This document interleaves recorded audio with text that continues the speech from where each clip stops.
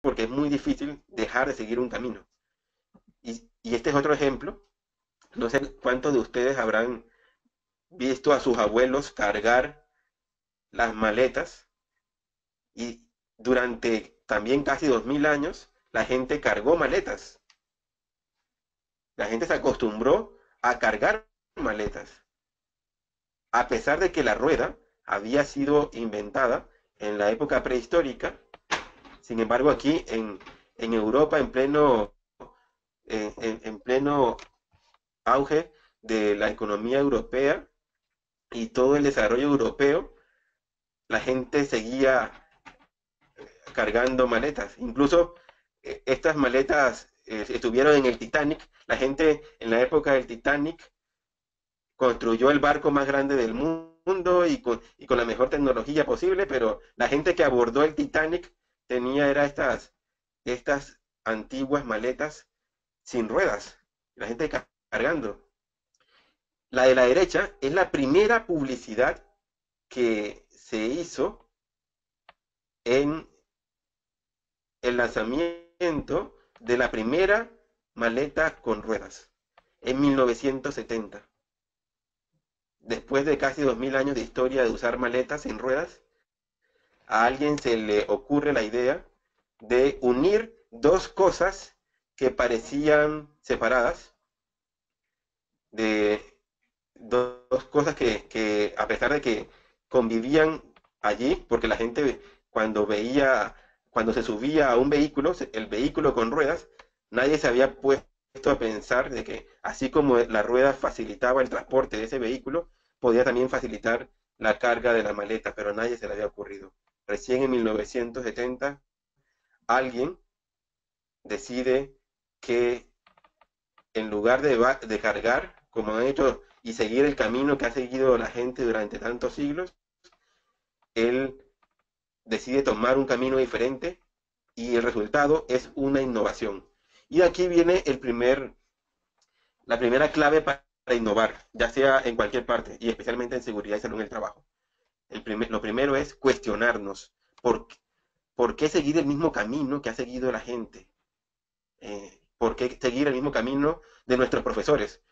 Los cuales fueron nuestros profesores, todos los que somos especialistas en prevención de riesgos laborales o en seguridad y salud en el trabajo, hemos sido formados por profesores que a su vez fueron formados por otros profesores en la época en que no existía internet, no existía una gran tecnología, no había muchos avances.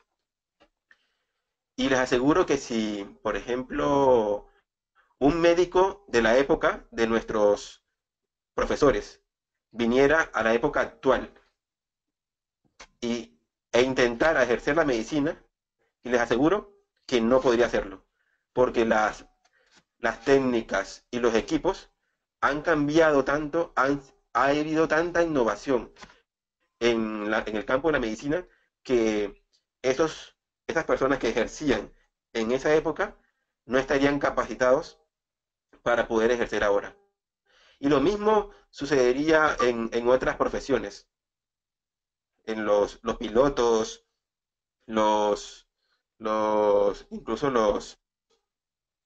por ejemplo, los diseñadores y otras profesiones. Sin embargo, si Frank Bird, que fue digamos, uno de los pioneros de la modernización y de la innovación en el siglo XX de la seguridad industrial o la seguridad y salud en el trabajo, si él estuviera vivo hoy, él podría hacer lo mismo que hacemos nosotros. Incluso nosotros seguimos usando el mismo modelo de casualidad, ¿sí? De casualidad de pérdidas, que es para investigación de accidentes, que él mismo desarrolló. Seguimos usando el mismo papel que él usaba para hacer las inspecciones. Seguimos usando las mismas técnicas. Y esto me llama poderosamente la atención, que no me parece lógico que prevencionistas, especialistas en seguridad y salud en el trabajo del siglo XXI sigan usando las mismas técnicas del siglo XIX, usando una tablilla, un lápiz y un papel para hacer inspecciones de seguridad, teniendo en el bolsillo una herramienta tan más poderosa que toda la tecnología junta que tenía la NASA cuando mandó al hombre a la luna. Ese dispositivo que tenemos en nuestro bolsillo, llamado smartphone, es la rueda, y sin embargo, nosotros seguimos cargando maletas, seguimos usando papel y lápiz para realizar nuestras inspecciones. Entonces, una de las claves para poder innovar es cuestionarnos la forma en que estamos desarrollando nuestro trabajo, la forma en que estamos haciendo nuestra labor y ver si estamos cargando con cosas y si existe alguna manera de combinarlo con otra que me ayude a aligerar mi carga y hacerlo más eficiente. Este es un ejemplo de unos amigos chilenos que se cuestionaron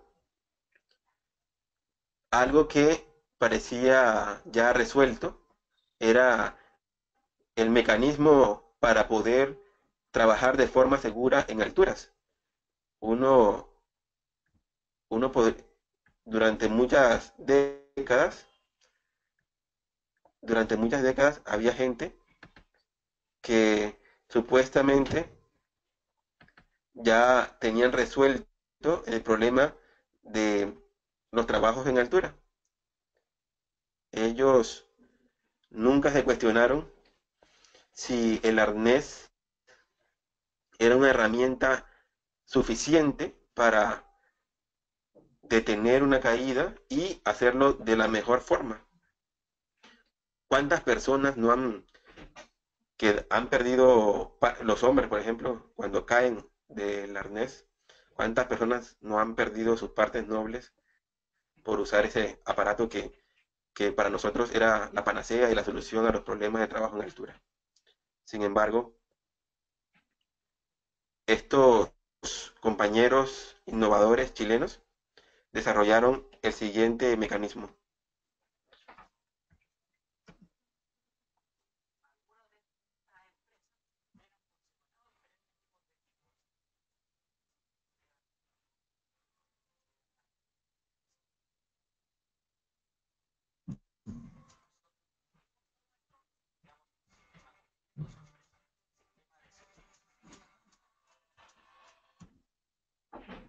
¿Qué hicieron ellos? Vieron que hicieron una de las claves de la innovación, y es unir cosas que parecen separadas. Unieron un overall, unieron el chaleco reflectivo y el arnés en una misma pieza, y como resultado se obtiene más eficiencia, se obtiene más productividad y se obtiene mayor seguridad. Entonces, una de las claves para innovar es, número uno, cuestionarse las formas y los caminos seguidos hasta ahora. Y dos, tratar de conectar cosas, así como este innovador de la maleta con ruedas conectó la rueda con la maleta, y así como estas personas conectaron el overall con el chaleco reflectivo y el arnés, hacer lo mismo, pero con otros problemas que aún no han sido resueltos. A ver, y este es el siguiente ejemplo. Esto es algo que tampoco hemos cuestionado durante siglos, es los guantes. Los guantes se daña uno y sin embargo tenemos que reemplazar el par completo. ¿Por qué? Porque nadie antes había cuestionado eso. Hasta hace muy poco alguien se cuestiona eso y decide hacer un guante doble faz. El guante sirve para cualquiera de las dos manos porque tiene la misma estructura tanto por la parte inferior como la parte superior, apenas darle vuelta. Entonces, cuando a alguien se le daña un guante, no es necesario comprarle el par nuevo, simplemente se le reemplaza uno y ya con eso los costos se disminuyen a la mitad. Es una Y a nadie se le había ocurrido esto. ¿Cómo es posible que nosotros durante tantas décadas no hayamos cuestionado esta mala práctica y hayamos creado y hayamos encontrado una solución tan práctica como lo es este guante? Y lo peor es que existe esta solución y hay mucha gente que ni siquiera estaba enterada y hay mucha gente que ni siquiera después de esto lo va a usar, que es lo peor. Entonces, otra clave de la innovación es pensar, cambiar el ángulo de las cosas y ver cómo con algo tan simple como darle la vuelta a algo, simplemente cambiándole el giro, no es necesario como lo que pasó en el ejemplo pasado, de tener que crear algo nuevo incorporando elementos diferentes, sino que en el mismo elemento, simplemente con cambiarlo de forma, con cambiarlo de ángulo, ya hemos hecho una innovación. Y aquí quisiera hacer una pregunta. ¿Cuántos de ustedes usan este tipo de documentos? Los que tienen sistemas de gestión, los que tienen sistemas de gestión, supongo que reconocerán este formato. Este, este formato es típico de procedimientos y documentos del sistema de gestión. Y les pregunto, ¿y por qué? ¿Por qué usamos esta estructura? ¿Dónde dice que primero, la mayoría hace documentos en Word? ¿Por qué? ¿Por qué Word? ¿Por qué no PowerPoint? ¿Por qué no Visio? ¿Por qué no Project? Es más, ¿por qué no? ¿Cuántos de ustedes habrán visto documentos hechos en videos? O documentos hechos en caricaturas a través de cómics. Muy pocos, ¿cierto? Y entonces, ¿por qué, por qué no, no cuestionar lo que hemos usado hasta ahora? Saben que una persona me escribió, yo hice un video en el que cuestioné el uso de los códigos, porque eso es otra cosa. Está bien lo del documento, porque digamos es una solución sencilla, es una solución sencilla. Pero esta parte de los códigos es, es muchas veces obsoleto. Hay gente que usa códigos para reemplazar los nombres de los documentos. Y ese código debe aprendérselo toda la organización para reemplazar el nombre que con el cual bautizaron y con el cual ya conocen a ese documento. Entonces yo les decía en el video que subí en LinkedIn, decía que en una ocasión estaba haciendo una auditoría a unas empresas y coincidieron en que los gestores, los responsables de seguridad de esta empresa estaban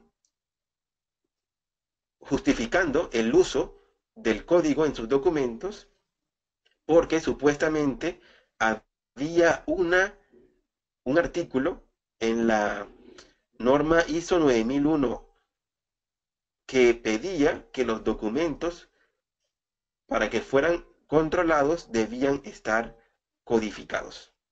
Entonces, se había creado ya un paradigma y después lo compartí con muchas personas y resulta que no solamente eran estos, había mucha gente que creía que los códigos eran un requisito de norma y por eso es que ellos usaban los códigos. Entonces nadie se había cuestionado por qué el ancho del ferrocarril y por qué no usar las rueditas para para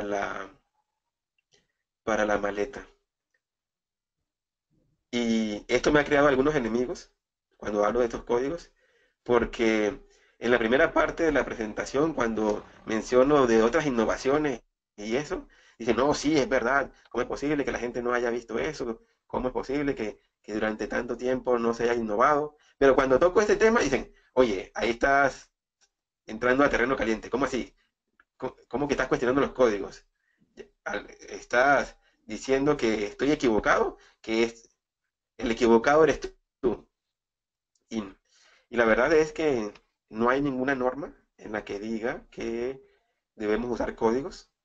Y lo otro es que tampoco es normativo que debe ser en Word. Imagínense cómo hacer un procedimiento para personas que son analfabetas o que saben leer, pero lo aprendieron ya adultos y lo hicieron apenas como que deletreando. Ya no leen muy bien. Entonces, si tú le pones un documento de esto, ¿cómo lo van a, a interiorizar? Nadie se ha cuestionado entonces por qué seguir usando words, por qué seguir usando procedimientos, por qué seguir usando el mismo esquema y el mismo camino que los otros han seguido.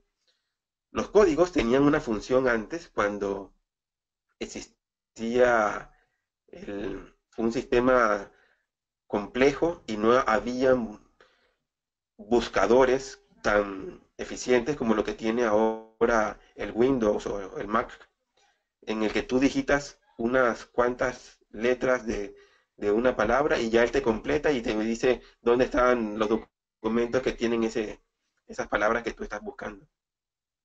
Y entonces, en en los 90, cuando salen las primeras normas de estas y se popularizan las normas ISO, tener 100 documentos y localizar uno era muy complicado. Y por eso en ese momento la solución más óptima era codificarlos para poder reducir el tamaño de la búsqueda y hacer como hacían los bibliotecarios, que en, en una biblioteca con más de 100.000 libros, sin embargo, ellos a través de un código podían localizarlo fácilmente.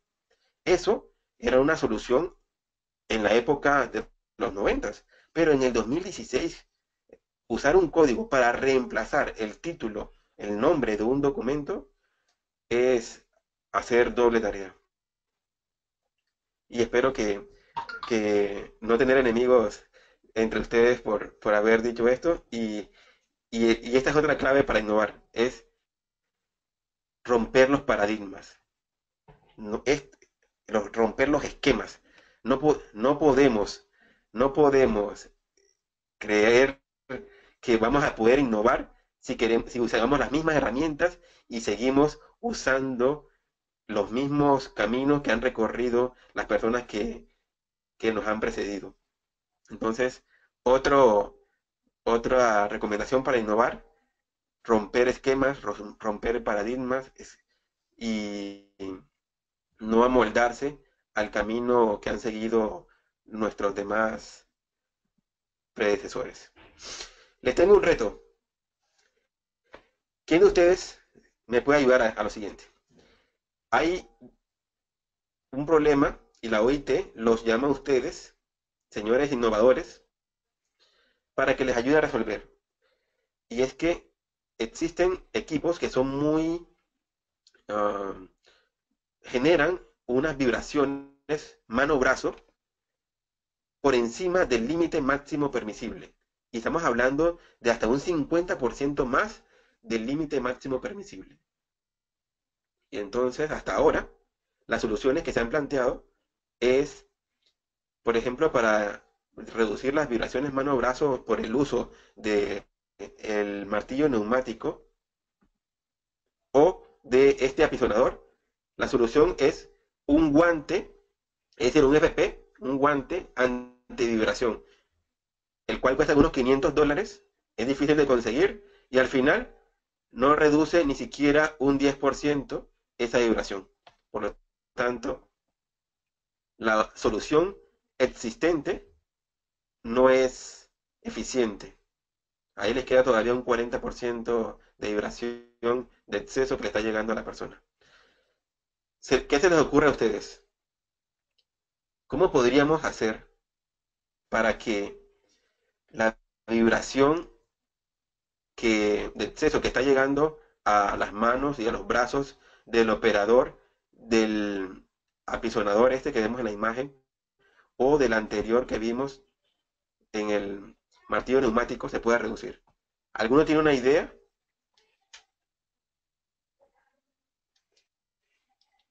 La metodología de trabajo, replantear la metodología de trabajo, suena como, es un control administrativo, es un control administrativo. Allí Luigi Prado,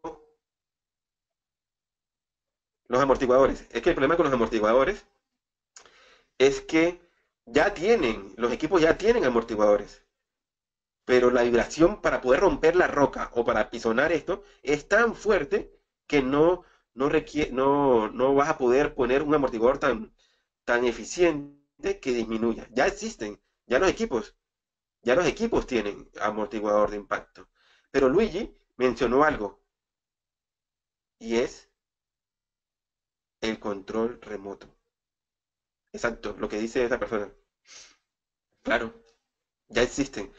Y pregunta, si ustedes ven esta foto es antigua, esta foto es de los 90 y estamos en el 2016 y en las mineras en Perú, que son las empresas top del mercado y las constructoras más grandes del país que yo conozco en Perú. Yo soy de Colombia también, tampoco en Colombia he visto esto. Estudié en Argentina y tampoco en Argentina he visto esto.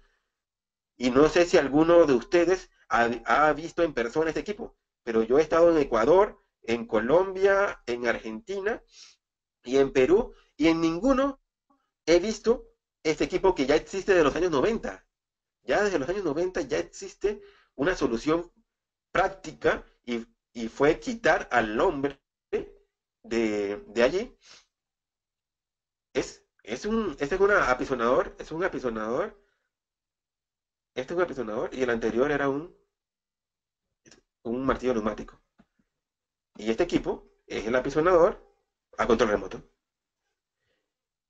Existe una oportunidad de mejora en el siguiente. Si ustedes lo ven, este martillo neumático sigue siendo muy grande, pero la idea ahí está, es la misma, emplear un control remoto para eso. Emplear un control remoto que permita quitar al hombre de allí y pueda entonces,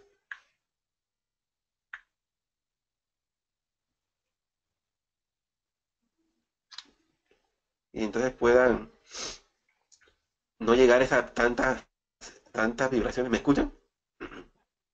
Sí. ¿Ok? El, este equipo ya existe en Sudáfrica, Australia y Canadá.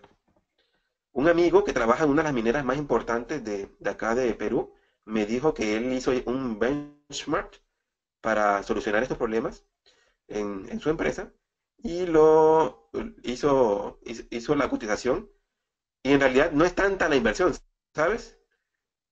Cuando, cuando el equipo, cuando él lo cotizó, el equipo era un 40% más, sí, es más caro, pero te permite ahora usarlo por más tiempo, con la misma persona.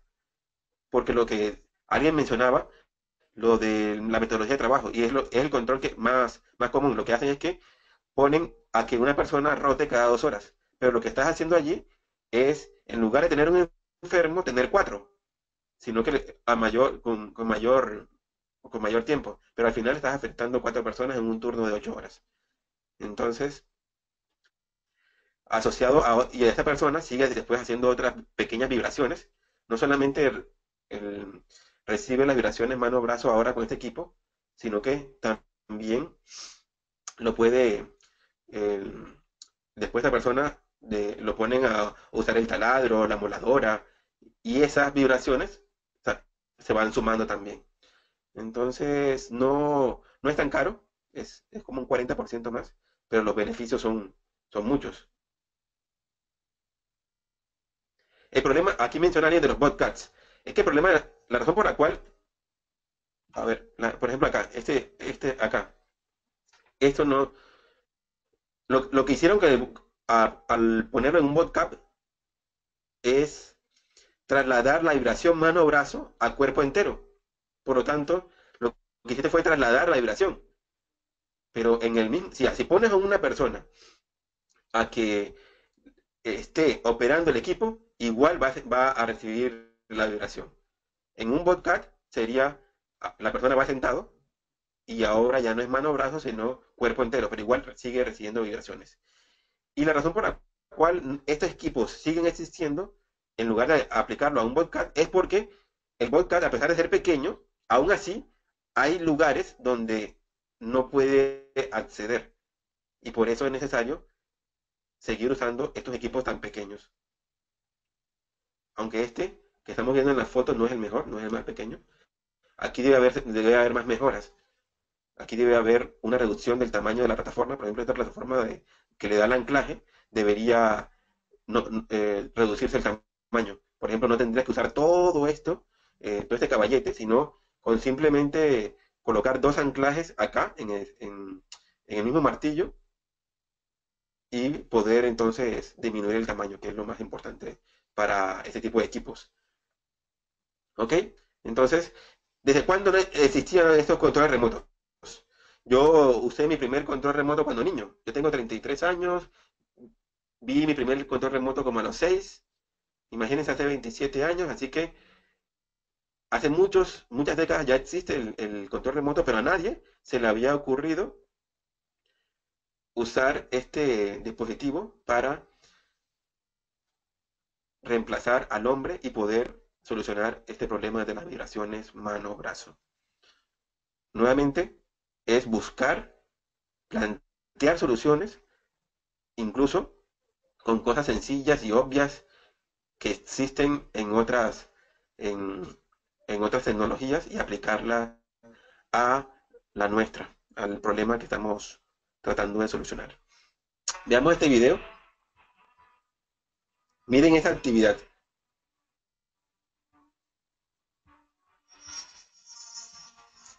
Miren lo que está haciendo este hombre.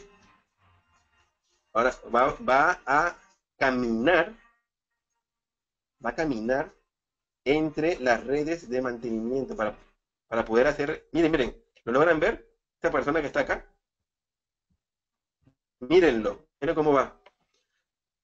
Alguien decía, pero ¿cuál es la solución para este trabajo? Para no exponer a esta persona a realizar este trabajo tan peligroso, caminar entre las cuerdas, hermano, con tantos miles de voltios allí.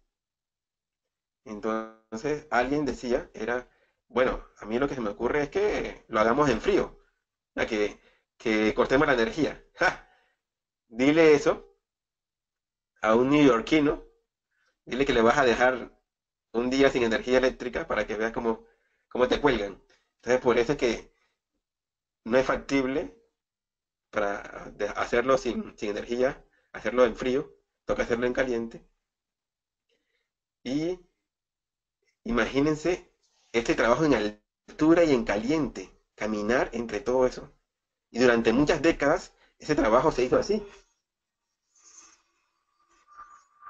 Pero miren esta innovación, que ya está en Perú y que supongo que estará también en sus países, en Chile, en Colombia. Esta viene de Estados Unidos, pero ya en Perú ya está. Así que imagino que en sus países también debe estar.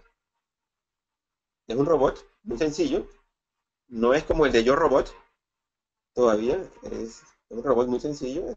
este, es un carrito con cuatro rueditas, súper sencillo, que se desliza entre los cables y una, lleva una camarita incorporada para que el operario desde tierra pueda manipularlo. Y en los saltos, miren, va un poco más lento, pero igual lo hace. Y ahora Ya no tenemos que mandar a alguien a que se exponga en altura y con tantos voltios, sino que con un simple robotcito que parece hecho por estudiantes, se solucionó un problema que llevaba décadas y que a nadie se le había ocurrido antes. ¿Vieron? La tecnología no es de otro mundo, no es un robot tipo Yo Robot, es un robot sencillo. Sin embargo, ya es factible. Esta imagen se lo vi en un post de Joaquín Ruiz. Él es el gerente, el CEO de Prevent Control.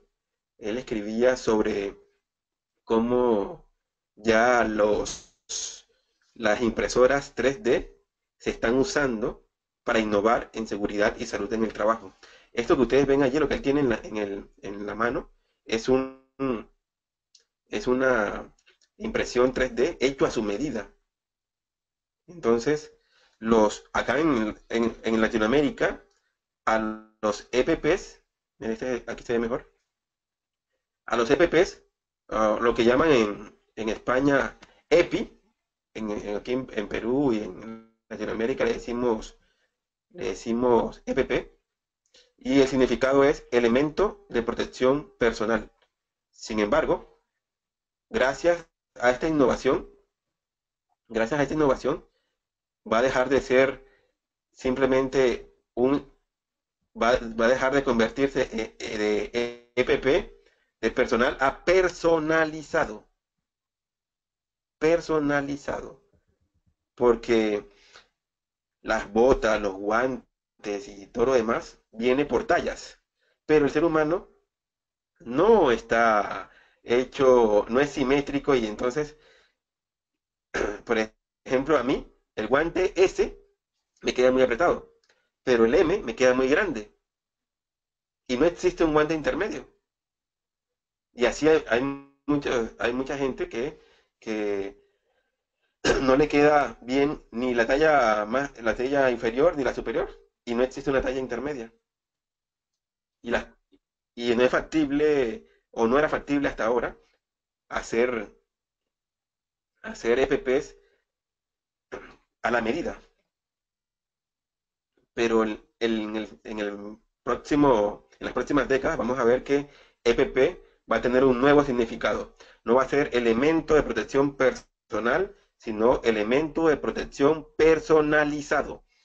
Un guante hecho a la medida de mi mano, una bota hecha a la medida de mi pie, un, una mascarilla que se adapta a las formas de mi cara, porque también las mascarillas a veces no tienen la suficiente adhesión y puede pasar que algún tipo de gas también se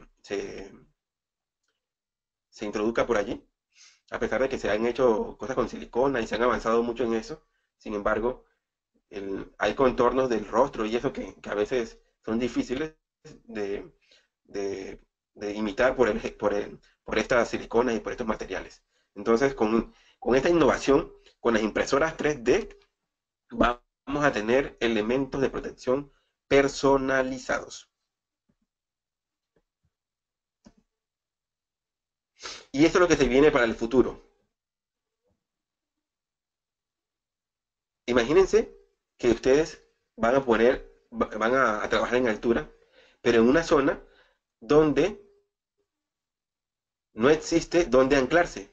O es más, para poder instalar el, una línea de vida para que los demás se puedan anclar, es necesario que alguien primero instale esa línea de vida sin tener donde anclarse. Por lo tanto, existe un trabajo en el que la persona va a estar en alturas sin tener línea de vida. Este es el arnés del futuro.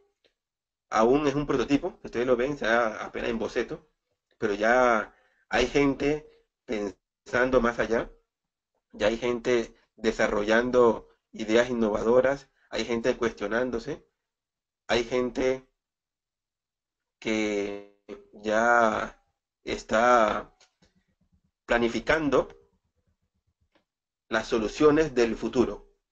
Y este es lo que hace que incorpora la tecnología de los airbags a el arnés. La persona trabaja en alturas, como lo ven acá, no tiene dónde anclarse y si se llegara a caer, se activaría lo que él lleva, que es como un chaleco, que funciona como un airbag, el cual al sentirse en caída libre, se activaría, se llenaría de aire y evitaría que la persona sufriera lesiones. Ya hay, ya hay personas, ya hay personas trabajando en estas soluciones. Ya hay gente planificando cómo solucionar problemas que aún hoy tenemos y que no habíamos podido solucionar antes. Este también es una solución a un problema que tenemos nosotros, todos los prevencionistas. Tenemos la responsabilidad de supervisar que nuestros trabajadores usen sus elementos de protección personal. Sin embargo, en una empresa de 1.000 trabajadores, con un solo prevencionista que no es omnipresente, ¿cómo hacer para que garanticemos de que todos usen sus EPPs? Pues les presento esta innovación. Son unos sensores que se colocan en cada EPP. El, las máquinas en los que se requiere están seteadas, están programadas para que se pueda encender solo cuando la persona que la opere cumpla con todos los equipos necesarios con los cuales fue programada. Y si alguien intenta usarla sin alguno de los EPPs, entonces manda una alerta a la tablet del prevencionista y dice que Juan Pérez está intentando prender la máquina tal sin usar sus guantes.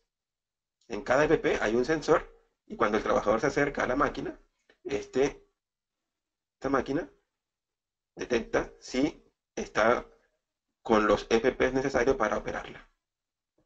Entonces, con algo tan sencillo como nuestra tablet, podemos supervisar, garantizar y monitorear a estos 1.000 trabajadores o más para que en realidad sí usen sus EPPs antes de operar una máquina. Entonces, estos sensores que se usaban en otras áreas, para producción sobre todo, y las tablets que se usan para videojuegos, Steve Jobs, cuando creó el iPad, no creyó que el uso principal que se le iba a dar era para juegos. Él creyó que iba a ser más para leer, para interconectar, pero en realidad el uso que se le da más al iPad es para juegos, cuando tiene todo un potencial enorme en otras aplicaciones. Este es también un equipo que es como una faja, pero una faja que sí sirve, porque la faja lumbar, hay una lucha sobre eso, hay gente que dice que sí sirve, hay gente que no sirve. Bueno, pero total es que esta faja sí sirve.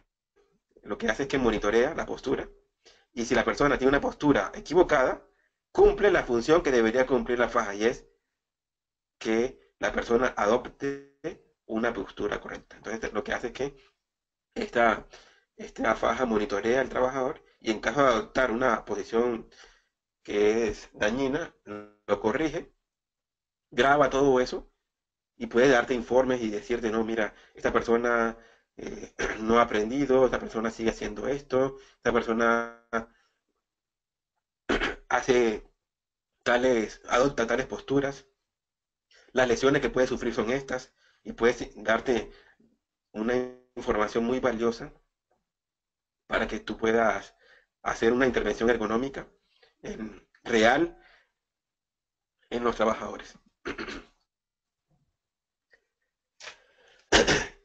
Miren eso no es un sombrero, en realidad es un casco. Los trabajadores del petróleo en Texas no querían usar los cascos. Un, un prevencionista le preguntó que por qué no lo querían hacer. Y le decían porque no les protegía el sol. No sé cuántos han estado o han visto cómo es Texas. Texas era de México, es una zona caliente, es una zona desértica. Llega a temperaturas muy fuertes, el sol calienta muchísimo. Y es una zona donde antes habían vaqueros, la gente acostumbrada a usar el sombrero para protegerse del sol. Cuando llegaron las petroleras, lo reemplazaron con el casco, pero sin embargo, había mucha gente que no quería usar el casco, sino porque no se protegía suficiente del sol. Alguien usó esta idea y creó este casco sombrero. Mire. O esta persona que decía, bueno, pero el problema es que tengo mucho calor. El casco me da mucho calor, mucho calor. Si tuviera un ventilador, bueno, y le pusieron el ventilador. Este ventilador hace que y funciona con un panel solar. Y de paso, en las noches o en la parte le permite dar luz, tiene una batería. Y esta es otra clave para innovar. Escuchemos a la gente, escuchemos a los trabajadores. Esta innovación fue por escuchar a este trabajador que prefería usar más el sombrero vaquero que el casco. Y a aquel que le dijo que él usaría el casco si tuviera un ventilador. Y miren, hicieron el ventilador. Esto me recuerda una historia de un libro que se llama La culpa es de la vaca. En ese libro cuentan el relato de una empresa automovilística que recibió una queja de uno de sus usuarios y nadie le prestó atención hasta que llegó alguien que era muy curioso, y esa es una de las claves para innovar, la curiosidad. Resulta que lo que decía la queja era que él compró un modelo nuevo de un auto y cuando él iba a comprar helado de chocolate y regresaba al auto no había ningún problema. Pero cuando iba y compraba helado de vainilla e intentaba encender el carro no encendía y tocaba esperar un rato para que pudiera encender. Y el carro era nuevo. Entonces me parecía muy raro que eso pasara, pero solamente pasaba cuando iba a comprar helados de vainilla. ¿Cómo les parece a ustedes eso? Si ustedes estuvieran en el lugar de esa persona, ¿qué pensarían? Me imagino, me, me- me imagino que las personas que recibieron esto dijeron, no, es una tontería, este tipo está loco. Pero este curioso, este innovador, decidió acompañó a la persona cuando fue a comprar helado de chocolate y efectivamente el carro funcionó bien. Después lo acompañó a, a comprar helado de vainilla y efectivamente el carro falló. Entonces resulta que el helado de chocolate estaba en lo más alejado y era más difícil para la persona que lo despachaba servirlo y se demoraba más tiempo. Mientras que el helado de vainilla estaba más cerca y lo servía muy rápido.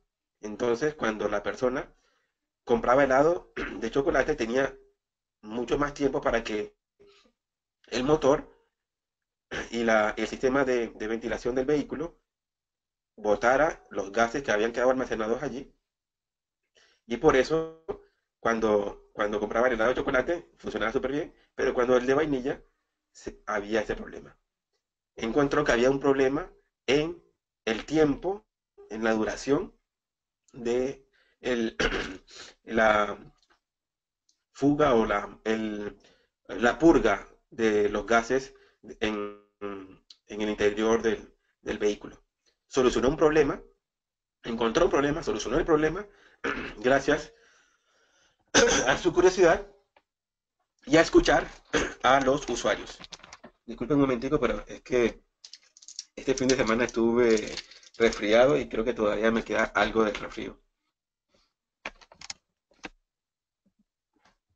Entonces, resumiendo, las claves para innovar en esta última, escucha a los trabajadores, escucha y no seas como dice un amigo, esta es una frase que escribió un amigo venezolano, se llama Alexander Briceño, dice, mucha gente de seguridad y salud en el trabajo se quedó en el siglo XIX, en la época del papel, en la época de los procedimientos, en la época de las normas, en la época de la gestión primitiva. No pasaron por la del siglo XIX, creo por la del siglo XX, en la que ya se inventaron los computadores, los celulares, los controles remotos, sensores, y por lo tanto no estarán preparados para enfrentar lo que se viene en el siglo XXI. ¿Y qué se viene en el siglo XXI? Por ejemplo, la masificación de la nanotecnología. Ya existe ropa usando nanotecnología. ¿Qué acaso ya tenemos una metodología para hacer un monitoreo de agentes nanotecnológicos para saber si está dentro de los límites máximos permisibles, dentro de si ya tenemos una metodología y herramientas para poder monitorear este nuevo agente ocupacional? No. Pues miren esto.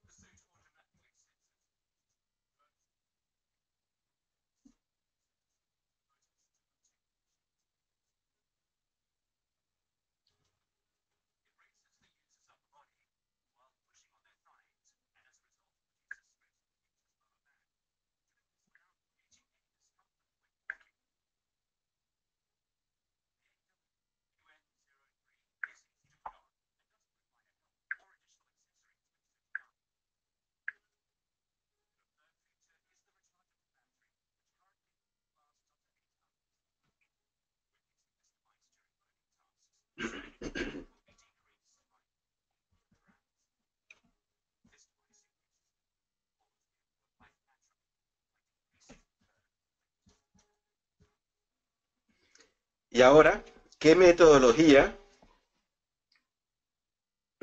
de ergonomía podemos usar para evaluar los factores de riesgo en este trabajo?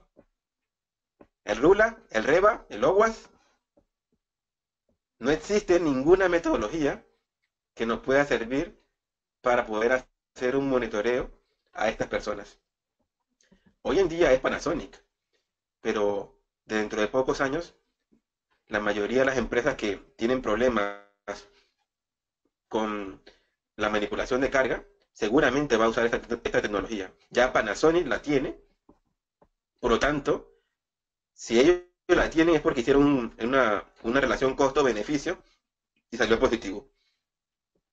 Pronto, cuando esto sea masivo, vamos a tener un problema nosotros porque no vamos a poder saber los problemas disergonómicos que están afrontando nuestros trabajadores. De hecho, que es una solución innovadora, pero eso es lo otro. Las innovaciones también traen nuevos peligros. Por ejemplo, el uso de drones. Los drones nos ayudan muchísimo, pero también generan un peligro, porque el dron, si tú lo estás manejando y hay una interferencia, puede que pierda la señal y caiga. O cuando esas hélices incluso pueden cortar. Y en este caso, estos exoesqueletos están ayudando a manipular mejor la carga, pero puede también generar que la persona ahora lo haga más frecuentemente. Y sí es cierto que te va a ayudar a disminuir el peso, pero al hacerlo más frecuente, al hacer más, no tenemos una metodología que nos pueda decir si estamos cambiando cantidad ahora por ahora el problema no va a ser la cantidad, sino más bien la exposición, la duración, porque ahora soy más eficiente, pero me expongo más. Entonces, no tengo una metodología que me ayude ahora a evaluar los riesgos de esta tecnología.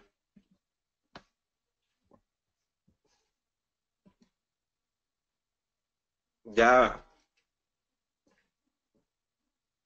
los nuevos celulares iPhones están siendo desarrollados por robots. Si ustedes lo ven, estos son más parecidos ya a los de Yo Robot. Y entonces, cuando haya una interacción tal en que entre hombres y máquinas, allí cómo vamos a hacer para evaluar los factores psicosociales si tu compañero no es un humano, tu compañero de trabajo no es un humano. ¿Cómo vamos a poder evaluar la interacción en el trabajo y el clima laboral cuando la mitad de tus compañeros sean máquinas? Y esto es lo que se viene. Nosotros somos prevencionistas y hablamos de prevención de riesgos, pero lo que se viene es la predicción de riesgos. Hay gente que todavía todavía sigue siendo reaccionistas de riesgos, es decir, reaccionan, no previenen.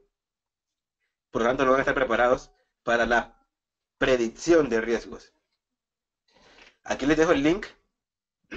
Es un software que predice los accidentes de los jugadores de equipos de rugby. Esta misma tecnología se puede usar para predecir los accidentes de trabajo o no. ¿Qué creen ustedes? Si existe una tecnología para predecir los accidentes de un jugador de fútbol, perdón, de rugby, haciendo unos ajustes, ¿ustedes creen que podría ser usado para predecir accidentes de trabajo? Claro que sí.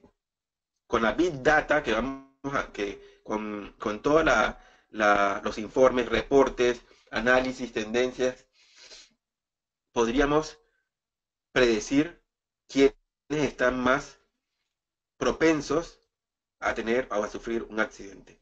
Así como este software lo hace para saber quién está más propenso a tener un accidente, una lesión jugando rugby. Eso es lo que se viene. Y saben, el Steve Jobs de la seguridad, el más grande innovador hasta ahora en la seguridad de salud en el trabajo fue Frank Bird. Y él dijo que antes de terminar el siglo XX, creería, él decía que los gerentes se darían cuenta de que un programa moderno de seguridad era clave para su administración y que se incorporaría en las empresas. ¿Ustedes creen que se cumplió la profecía de Frank Beard, desafortunadamente yo creo que aún no se ha cumplido. Pero está en nuestras manos y es nuestra tarea hacer que sí se cumpla. Este es el reto que tenemos nosotros.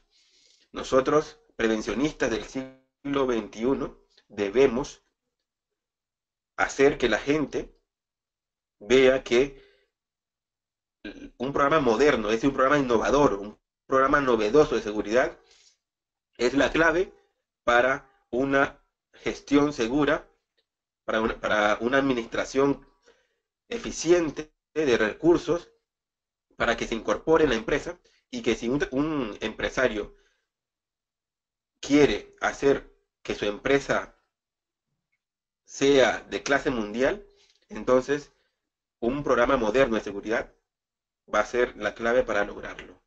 Muchas gracias. Preguntas, dudas, inquietudes, preguntas. A ver, Liliana,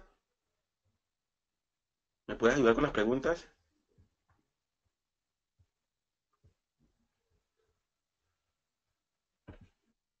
Chicos,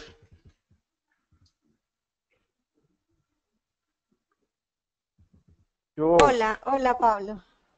hola. ¿me escuchas? Aquí estamos. Sí, Sí, sí, te escuchamos perfecto. Pre- Eh, las preguntas, sí, ¿tienes alguna pregunta? tene- sí, mira, tengo tres preguntas en resumen de las varias que han hecho. ¿Sí? Bueno, es que mientras conversabas en los intermedios hacían preguntas. Hay una puntual eh, que realizaron aquí que vi que quedó sin respuesta y es, bueno, hablaste en tu presentación sobre lo importante que es innovar. Y la pregunta que me hacen es, ¿cómo hacer que las personas se hagan más innovadoras? Hablaste de lo Ok, importante que es innovar y mostraste varios ejemplos de innovación, sí, pero digamos resumiendo un poco, ¿cómo hacer que las personas se hagan más innovadoras? ok. Decía que una de las claves es cuestionarse. Cuestionarse, esa es la primera clave. ¿Cómo poder ser más innovador? ¿Cómo poder innovar? Cuestionarse, preguntarse, ¿por qué hago lo que estoy haciendo? ¿Existe una mejor forma de hacerlo? ¿Por qué, por qué seguir este camino? ¿Por qué la gente lo hace a la izquierda? ¿Por qué no hacerlo a la derecha? Probemos, entonces, nuevos caminos. Entonces, clave número uno, cuestionarse. Número dos, arriesgarse. ¿Sabes por qué la mayoría de la gente no innova y no es más creativo? Porque después que se cuestiona y surgen las ideas, entonces viene el nervio, viene el miedo a fracasar.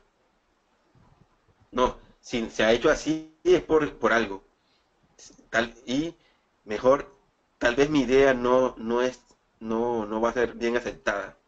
Entonces, clave número uno, cuestionarse. Clave número dos, arriesgarse. Y ¿sabes cómo se puede también aumentar esto de la innovación? Ujú. Yo decía un ejemplo de escuchando a los trabajadores. La principal fuente de las innovaciones son de los usuarios, de las personas que están allí al pie del cañón usando todos los días estas cosas. Entonces, en lugar de estar en la oficina con el aire acondicionado, haciendo reportes y procedimientos y códigos, ponerse el casco, ir a campo y escuchar a la gente y hacer y escuchar lo que ellos tienen para como excusas o como razones para no comportarse de forma segura, como el ejemplo que vimos del casco con lo de el ventilador o De en sombrero. forma de sombrero, ¿sí? Cuestionarse, arriesgarse y escuchar a la gente. Esas para mí son las tres claves ok. ser más innovador. Ok. ¿Alguna Otra otra pregunta? pregunta, sí, aquí hay una pregunta de Elsa. Elsa pregunta, ¿cómo innovar en riesgos psicosociales? Ok. Bueno, en realidad estas técnicas se aplican para cualquier cosa. Tú te puedes cuestionar en ergonomía, en seguridad, en higiene, lo que sea, pero en psicosocial mucho más. ¿Cuál es, por ejemplo, cuál es el problema de la parte psicosocial? Lo más típico, digamos, el estrés. Es lo más típico en una, en la parte psicosocial. Entonces, ¿por qué seguir usando las mismas tecnologías y la misma metodología que hacían en el siglo pasado para manejarlo del estrés, que era las vacaciones, que se tome 15 días de vacaciones, o disminuir la carga laboral? ¿Qué les parece más bien lo que están haciendo Google, que dicen, mira, hay personas que se estresan porque están pendientes de que en su casa dejaron a su mascota sola? ¿Qué te parece si dejar más bien que la mascota venga con él al trabajo? La preocupación que él tenía ya desapareció. Ahora la mascota está con él allí en su trabajo. O las madres que tenían a sus hijos recién nacidos y que apenas a los 3 meses ya tienen que dejarlos solos durante 8 horas. Ahora las empresas están implementando lactarios e incluso guarderías para que tu hijo esté allí en el ala contigua de tu oficina. Entonces ya tú no estás preocupado, ya la persona, la mamá no está preocupada en su hijo ahora, porque lo tiene ahí cerquita, incluso le puede dar de lactar.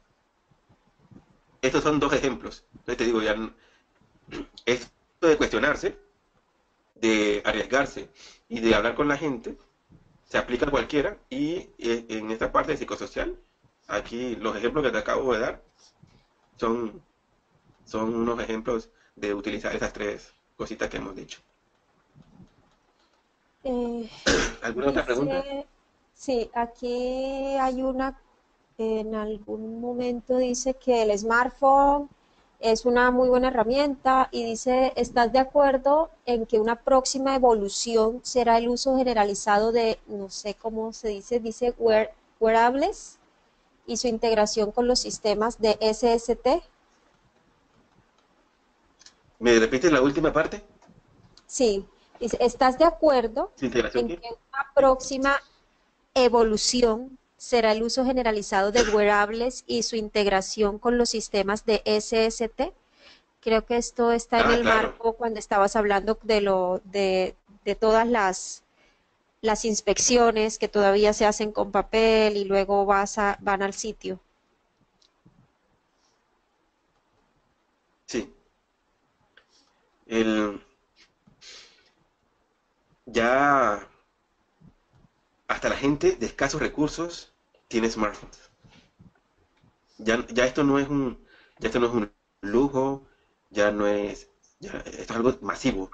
Me extraña incluso que hasta las muchachas de servicio, las personas que no tienen, se quejan de que no tienen recursos, pero tienen un smartphone.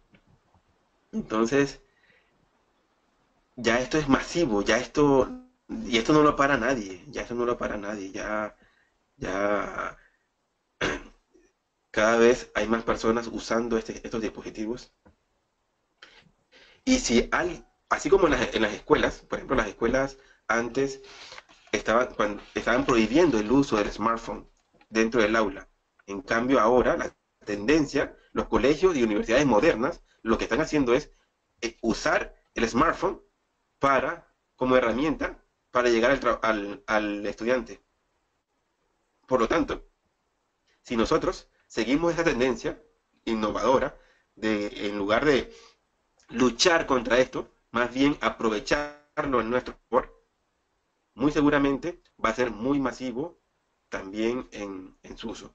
Porque es que la gente critica el smartphone porque es un distractor, Sí, es un distractor porque lo que más tiene es distracciones. Pero si tú lo usas para capacitar, para informar al trabajador, igual, entonces vas a tenerlo allí. Por ejemplo, si tuvieras un sistema de alertas o un sistema o un grupo de WhatsApp donde dieras también cosas de seguridad, así como él mira los mensajes de sus amigos, muy seguramente va a ver también los tuyos. Entonces, soy un convencido de que esto llegó para quedarse y que si en seguridad queremos aprovechar esta tendencia, definitivamente vamos a verlo con otros ojos, no como un peligro, como algunos piensan, sino más bien como una herramienta muy útil en el tema de seguridad. Ok, ¿Alguna otra pregunta? sí, hay otra pregunta. Espérame, interesante. Ok. Creo que hay una pregunta más. Dice que ¿por qué nos cuesta tanto innovar? Pregunta Luigi. ¿Por qué nos cuesta tanto innovar? Ok, porque ¿quién ha visto un monumento? ¿Quién ha visto un monumento al fracaso?